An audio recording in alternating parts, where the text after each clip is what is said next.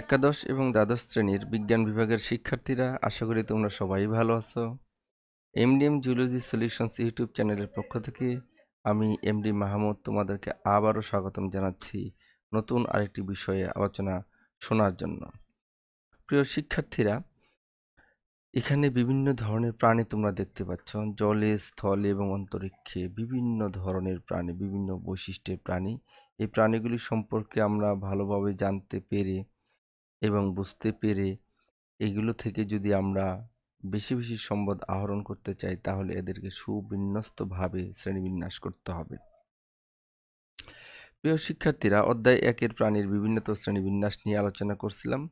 শ্রেণীবিন্যাসের আরেকটি নতুন টপিকস নিয়ে আলোচনা করব আজকে। তোমরা জানো আমি ছোট ছোট করে আলোচনা করছি যাতে তোমাদের সুবিধা হয়।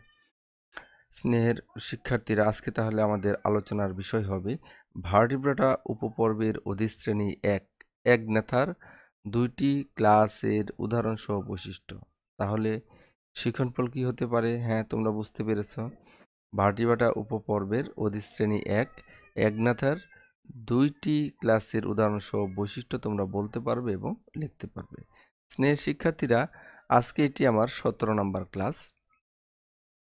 তোমরা আলোচনার পূর্বেই এই চার্টটি একটু দেখে নাও যাতে তোমাদের সুবিধা হয়। এই যে কর্ডাটা পর্ব, দেখো প্রিয় শিক্ষার্থীরা, আমি ইউরোকর্ডাটা, সেফালোকর্ডাটা সম্পর্কে আলোচনা করেছি। আজ আমি ভার্টিব্রাটা উপপর্ব, দেখো 3 নাম্বার উপপর্ব সাবফাইলাম, অর্থাৎ এই সাবফাইলাম ভার্টিব্রাটার অধিশ্রেণী দেখো 2টি রয়েছে, এগন্যাথা এবং ন্যাথস্টোমাটা।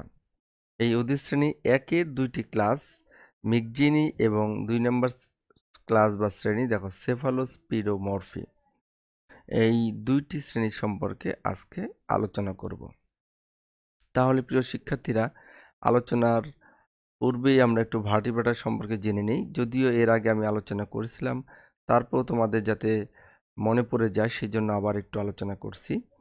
ভার্টিব্রাটা এটি ল্যাটিন ভার্টিব্রাটাস বা মেরুদণ্ড শব্দ থেকে এসছে। কর্ডাটা পর্বে যে সকল প্রাণীর ভ্রূণীয় নটোকট পূর্ণাঙ্গ অবস্থায় তরুণাস্থি অথবা অস্থি গঠিত মেরুদণ্ড দ্বারা প্রতিস্থাপিত হয়, তারা ভার্টিব্রাটা উপপর্বের প্রাণী। প্রিয় শিক্ষার্থীরা, এই ভার্টিব্রাটা উপপর্বের প্রাণীদের অবশ্যই নটোকট থাকবে এবং এই নটোকট পরবর্তীতে প্রতিস্থাপিত হয়ে ভার্টিব্রায় রূপান্তরিত হবে বা মেরুদণ্ডে রূপান্তরিত হবে। ডান পাশের চিত্রে দেখো প্রতিটি ভার্টিব্রা বা কশেরুকা এখানে দেখানো হয়েছে। দেখো এই ভার্টিব্রাগুলো একটি পরে আরেকটি সজ্জিত হয়ে আমাদের সম্পূর্ণ মেরুদণ্ড গঠন করেছে। এবং অস্থিময় বা তরুণাস্থিময় ক্র্যানিয়ামের ভিতরে দেখো এই যে আমাদের মাথার মস্তিষ্ক, এটা অস্থি নির্মিত হতে পারে বা তরুণাস্থিময় ক্র্যানিয়ামের ভিতরে আমাদের মস্তিষ্ক অবস্থান করবে, বা আমাদের যে স্পাইনাল কর্ড আস্তে আস্তে স্ফীত হয়ে মস্তিষ্ক বা ব্রেন তৈরি করে, সেই ব্রেন গঠন করবে যা এই স্কালের মধ্যে অবস্থান করবে। যেহেতু এই ধরনের ক্র্যানিয়ামের মধ্যে মস্তিষ্ক থাকে, এই জন্য আমাদেরকে ক্র্যানিয়াটাও বলা হয়ে থাকে বা ভার্টিব্রেট প্রাণীদেরকে ক্র্যানিয়াটা বলা হয়ে থাকে। পৃথিবীতে এদের প্রজাতির সংখ্যা 65,789টি। প্রিয় শিক্ষার্থীরা, আমরা যদি বৈশিষ্ট্য জানতে চাই তাহলে দেখো কি কি পাচ্ছি আমরা। এদের অর্থাৎ ভার্টিব্রাটা উপপর্বের নটোকট থাকবে অস্থিময় বা তরুণাস্থিময়, কশেরুকা বিশিষ্ট মেরুদণ্ড দ্বারা প্রতিস্থাপিত হবে। অর্থাৎ পরবর্তীতে এই নটোকটটা মেরুদণ্ডে প্রতিস্থাপিত হয়। ভ্রূণীয় অবস্থায় নটোকট থাকে এবং যখন পূর্ণাঙ্গ প্রাণী হয় তখন সেই নটোকট কশেরুকায় রূপান্তরিত হয়। এরপর দেখো পৃষ্ঠীয় ফাঁপা স্নায়ুরজ্জু মস্তিষ্ক এবং সুষুম্না কাণ্ড গঠন করে। দেখো এই যে ভার্টিব্রা, এই যে মেরুদণ্ড দেখা যাচ্ছে, এই মেরুদণ্ডের এই পৃষ্ঠীয় অংশ, এই পৃষ্ঠীয় স্থান দিয়ে ফাঁপা স্থান গঠন করবে। এইখানে দেখো দেখা যাচ্ছে, দেখো এই যে ফাঁকা স্থান, এই ফাঁকা স্থান দিয়ে যে স্নায়ুরজ্জু, সেই স্নায়ুরজ্জু যায় এবং এটা পরবর্তীতে দেখো এই স্কালের ভিতরে সে স্ফীত হয়ে মস্তিষ্ক গঠন করে বা ব্রেইন গঠন করে। তারপর দেখো এদের রক্ত সংবহনতন্ত্র বদ্ধ প্রকৃতির, আমি তোমাদেরকে আগেই এটা দেখিয়েছিলাম। হৃৎপিণ্ড, তারপরে ধমনী, সারা দেহে যে কৈশিক নালিকা তৈরি করবে, আবার কৈশিক নালিকা উৎপন্ন করে তারপর তোমার শিরা উৎপন্ন করবে, শিরার মাধ্যমে আবার হৃৎপিণ্ডে চলে আসবে। অর্থাৎ রক্ত বিভিন্ন নালিকার মধ্যে প্রবাহিত হয় এবং কৈশিক নালিকা আর কোষের ভিতরে যে পুনরায় আবার কৈশিক নালিকা তৈরি হয়ে আবার শিরার মাধ্যমে হৃৎপিণ্ডে আসে। এই যে রক্ত সংবহন, এটা হলো বদ্ধ ধরনের রক্ত সংবহন। আগের ক্লাসে আমি চিত্র সাহায্যে দেখিয়েছিলাম। তারপর দেখো 4 নম্বর বৈশিষ্ট্য, মেসোডার্মাল বৃক্ক এদের প্রধান রেচনাঙ্গ। অর্থাৎ মেসোডার্ম থেকে উদ্বুদ্ধ হয় বা তৈরি হয় বৃক্ক, সেই বৃক্কের মধ্যে রক্ত চলে যায় এবং রক্ত বৃক্কে যে গ্লোমেরুলাস থাকবে তার মাধ্যমে বা সাকনযন্ত্রের মাধ্যমে সেকে রক্তটাকে পরিষ্কার করে বা নাইট্রোজেন গঠিত বর্জ্য পদার্থ রক্ত থেকে সরিয়ে নিয়ে ইউরিনের মাধ্যমে দেহ থেকে বের করে দেয়। 5 নম্বর বৈশিষ্ট্য দেখো, পার্শ্বীয় জোড়া উপাঙ্গ পাখনা বা পদ চলন অঙ্গ হিসেবে ব্যবহৃত হয়। আমাদের দিকে একটু খেয়াল করো, আমাদের পার্শ্বীয় উপাঙ্গ কোনটা দেখো, দুই পাশে দুইটি হাত, নিচের দিকে দুই পাশে দুইটি পা। অর্থাৎ এটা হলো সম্মুখ পদ এবং পাটা হলো পশ্চাৎ পদ, আর ডানাকে বলছি সম্মুখ পদ। আর মাছের বেলায় দেখো, মাছের যে পাখনা যেটা দিয়ে তারা সাঁতার কাটে, পাখির বেলায় দেখো তাদের যে ডানা, এগুলি হলো উপাঙ্গ, জোড়া উপাঙ্গ, যেটাই থাকবে দেখো জোড়া হিসাবে থাকবে, দুই পাশে দুইটি থাকবে। এই ধরনের অঙ্গ তাদের চলন অঙ্গ হিসাবে ব্যবহৃত হয়। তাহলে প্রিয় শিক্ষার্থীরা, ভার্টিব্রেটা উপপর্বে মোটামুটি মূল বৈশিষ্ট্যগুলো তোমরা জেনে গেলা এবং এখানে দেখো চিত্রের মাধ্যমে মোটামুটি আমি তোমাদেরকে বোঝানোর চেষ্টা করলাম। উপপর্ব ভার্টিব্রেটাকে চোয়ালের উপস্থিতি এবং অনুপস্থিতির উপরে ভিত্তি করে দেখো চোয়াল বা স্কাল, এই যে আমাদের দাঁত যেখানে স্থাপিত হয়েছে নিচের দিকে যেটা, এটাকে বলি আমরা নিম্ন চোয়াল বা লোয়ার জ, আর উপরের চোয়ালকে বলি আপার জ। এই চোয়াল যাদের থাকবে এবং যাদের থাকবে না, এর উপরে ভিত্তি করে আবার অধিশ্রেণী বা সুপার ক্লাসে বিভক্ত করা হয়েছে। প্রথম অধিশ্রেণী বা সুপার ক্লাস হলো একনাথা। একনাথা এখানে লক্ষ্য করে দেখো, এ স্ট্যান্ডস ফর নেগেটিভ। আমি আগেই বলেছি তোমাদেরকে, গ্রিক এ মানে ব্যতীত বা না বোধ করতে ব্যবহৃত হয়, এবং নেথাস শব্দের অর্থ হলো চোয়াল, অর্থাৎ চোয়াল নেই। দেহে প্রকৃত চোয়াল ও জোড়া উপাঙ্গ অনুপস্থিত থাকে। এর অধীনে দুটি শ্রেণী থাকে। তাহলে প্রিয় শিক্ষার্থীরা, আমরা ভার্টিব্রাটা উপপর্বের দুইটি অধিশ্রেণী বা সুপার ক্লাস পেলাম। একটি হলো একনেথা আর একটি হলো নেথস্টোমাটা। আমি নেথস্টোমাটা পরে আলোচনা করব। আজকে একনেথার যে দুইটি ক্লাস, সেই দুইটি ক্লাস সম্পর্কে আলোচনা করব। একনেথার প্রথম শ্রেণীটি বা ক্লাসটি হলো মিজ্জিনি। এরা এক প্রকার চোয়ালহীন মাছ। এরা সামুদ্রিক বা সমুদ্রে থাকে। এই শ্রেণীর অন্তর্ভুক্ত মাছগুলো সাধারণত হ্যাগফিশ নামে পরিচিত। স্নেহের শিক্ষার্থীরা, এটি হলো তাদের সাধারণ নাম, বৈজ্ঞানিক নাম নয়। সাধারণত এই মিগজিনি শ্রেণীর প্রাণীগুলোকে আমরা বলি হ্যাগফিশ এবং এদের প্রজাতির সংখ্যা ৭৬টি। হ্যাগফিশ দেখতে বাইন মাছের মতো, দেখতে অনেকটা এল ফিশ বা বাইন মাছের মতো, আমরা একটু পরেই দেখব। দেখো এই যে দেখো, এটি হলো হ্যাগফিশ, দেখতে কিন্তু অনেকটা বাইং মাছের মতো এবং সম্মুখ দিকে এর কোনো চোয়াল থাকে না, এই জন্য এদেরকে একনাথার অন্তর্ভুক্ত করা হয়েছে। এখানে দেখো বার্বস থাকবে, এখানে তাদের কোনো চোখ থাকবে না এবং সবচেয়ে বড় বিষয় হলো এদের চোয়াল থাকবে না।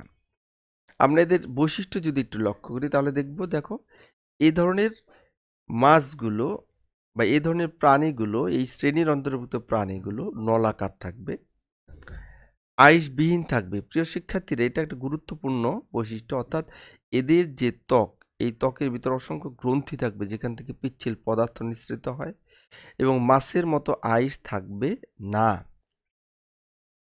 এদের পৃষ্ঠীয় পাখনাবিহীন, দেখো এদের পিঠের দিকে বা উপরের দিকে কোনো পাখনা থাকবে না। এরপর দেখো এদের গলবিল, যেটা দিয়ে তারা পানির সাহায্যে তোমার ফুলকার সাহায্যে অক্সিজেন গ্রহণ করবে। এই গলবিলে 5 থেকে 15 জোড়া ফুলকা রন্ধ্র থাকবে, অর্থাৎ এই পাশে এবং বাম পাশে 5 জোড়া থাকলে ডান পাশেও 5 জোড়া। মাছের দিকে খেয়াল করো প্রিয় শিক্ষার্থীরা, মাছের যে আমরা কানকোয়া বলি, সেই কানকোয়ার মতো এদের থাকবে মোট 5 জোড়া থেকে 15 জোড়া ফুলকা রন্ধ্র থাকবে, যার মাধ্যমে পানি প্রবেশ করবে এবং সেখান থেকে তারা অক্সিজেন গ্রহণ করবে। হ্যাগফিশের নাসিকা থলি মুখ বিবরে উন্মুক্ত। প্রিয় শিক্ষার্থীরা, এদের মুখ বিবর যেটা আছে, মুখ হা করলে যে ফাঁকা গহ্বরটা হয় সেটাই মুখ বিবর। এই মুখ বিবরে এদের নাকের ছিদ্রটা উন্মুক্ত হয় এবং এদের লার্ভা দশা দেখতে পাওয়া যায় না বা লার্ভা দশা অনুপস্থিত। তাহলে বেশ কয়েকটি বৈশিষ্ট্য পেলাম। আমরা যদি উদাহরণ হিসাবে বলতে চাই, তাহলে এই মিক্সিনি শ্রেণীর প্রাণীর মধ্যে আমরা পাচ্ছি মিক্সিনি গ্লুটিনোসা। যে প্রাণীটা তোমরা দেখতে পাচ্ছ প্রিয় শিক্ষার্থীরা, এটি হলো মিক্সিনি গ্লুটিনোসা। এরপরে 2 নম্বর শ্রেণী দেখো, সেফালোস্পিডোমরফি। এই সেফালোস্পিডোমরফি দেখো, এরা সাধারণত ল্যাম্প্রে নামে পরিচিত। এদের সাধারণ নাম বা জেনারেল নেম। এরাও সামুদ্রিক, কিন্তু ডিম পাড়ার সময় এদের বৈশিষ্ট্য হলো এরা ডিম পাড়ার সময় মিঠা পানিতে চলে আসে। সমুদ্রের মোহনা হয়ে বা নদীর মোহনা হয়ে সোজা নদীতে চলে আসে। ডিম ফুটে অ্যামোসিট লার্ভা রূপান্তর শেষে আবার সমুদ্রে ফিরে যায়। এটা তাদের একটি বিশেষ বৈশিষ্ট্য। অর্থাৎ প্রজননকালে তারা ডিম পাড়ার জন্য মিঠা পানিতে আসবে। ডিম ফুটে যে বাচ্চাটা বের হয়ে আসবে সেই লার্ভাকে আমরা বলবো অ্যামোসিট লার্ভা এবং এটি আবার সমুদ্রে ফেরত যাবে। এদের প্রজাতির সংখ্যা হলো 43টি।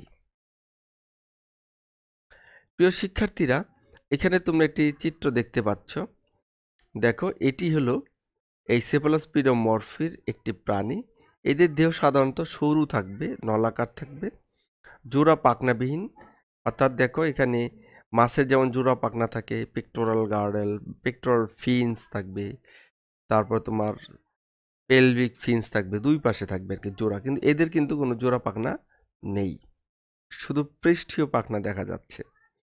এবং এদের আইস নেই। আগের যে প্রাণী তাদের বৈশিষ্ট্যের মতোই এদেরও কোনো আইস থাকবে না। এদের ত্বকে অসংখ্য গ্রন্থি থাকবে, সেখান থেকে পিচ্ছিল পদার্থ নিঃসৃত হয়। এদের দেখো ফুলকা থাকবে 7 জোড়া। এই যে ফুলকা, এই সাইডে দেখো, দুই পাশে, এ পাশে 7টি থাকবে, ওই পাশে 7টি, অর্থাৎ ল্যাটারালি বা পার্শ্বীয়ভাবে মাথার দুই পাশে 7 জোড়া ফুলকা ছিদ্র থাকবে, যার সাহায্যে তারা পানির থেকে অক্সিজেন গ্রহণ করবে। মেরুদণ্ডে নটোকট এবং নিউরাল টিউব থাকবে। প্রিয় শিক্ষার্থীরা, এদেরকে যদি আমরা ক্রস সেকশন করি, আগের চিত্রে তোমাদেরকে দেখিয়েছি, সেই যে ভার্টিব্রার ভিতরে যে দেখো, ভার্টিব্রা একটি আরেকটির সঙ্গে যে স্থাপিত হয় এবং পৃষ্ঠ দিকে যে ছিদ্র থাকে, সেই নটোকট, মেরুদণ্ডে নটোকট থাকবে ভ্রূণী অবস্থা, পরে সেগুলো নিউরাল টিউব গঠন করবে। সেই নটোকটটা নিউরাল টিউবের ভিতর দিয়ে সামনের দিকে অগ্রসর হবে এবং মস্তিষ্ক গঠন করবে। লার্ভা দশায় গলবিলে এন্ডোস্টাইল থাকবে। এন্ডোস্টাইল একটি গ্রন্থি। এই এন্ডোস্টাইল গ্রন্থি লার্ভা দশায় গলবিলে থাকবে মুখের ভিতরে। উদাহরণ হিসাবে আমরা বলতে পারি পেট্রোমাইজন ম্যারিনাস। এই চিত্রটা তোমরা দেখতে পাচ্ছ, এই প্রাণীটার নাম হলো পেট্রোমাইজন ম্যারিনাস। প্রিয় শিক্ষার্থীরা, তোমরা এই সম্পর্কে যদি আরও জানতে চাও তাহলে অবশ্যই এই বইগুলো ফলো করতে পারো। এছাড়া উচ্চতর প্রাণীবিদ্যার অনেক বই রয়েছে। এছাড়া তোমরা নেট থেকে সংগ্রহ করতে পারো। এছাড়া আমাকে কমেন্ট বক্সেও দিতে পারো। তোমরা আমার সাথে ছিলে এবং তোমরা আগের ক্লাসগুলো যদি পেতে চাও তাহলে সুবিধা হবে তোমাদের জন্য, কারণ আমি ধারাবাহিকভাবে আলোচনা করছি। এবং তোমরা পাশে থাকা উপরে যে আই বাটন আছে এখানে ক্লিক করো, তাহলে আগের ক্লাস পেয়ে যাবে। এবং আমার নতুন নতুন ভিডিওগুলো পেতে চাইলে তোমরা নিচে সাবস্ক্রাইব করো এবং পাশে থাকা বেল আইকনে ক্লিক করো, তাহলে নতুন ক্লাসগুলো পেয়ে যাবে। সাথে থাকার জন্য সবাইকে ধন্যবাদ।